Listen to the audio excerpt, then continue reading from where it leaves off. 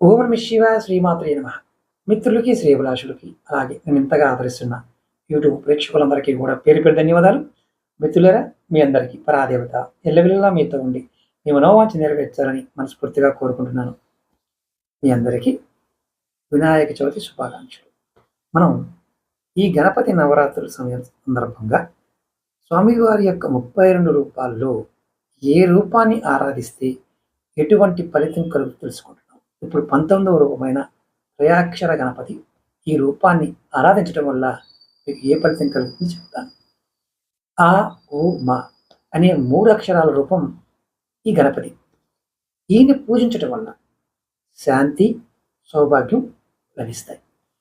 ఎవరికైతే శాంతి ఉండదో, భార్యాభర్తల విషయంలో, కుటుంబ విషయంలో ఇబ్బంది పడుతూ ఉంటారో వారు ఖచ్చితంగా ఓం త్రయాక్షర గణపతియే నమః అనే నామాన్ని రోజు 100 సార్లు అనుకోండి.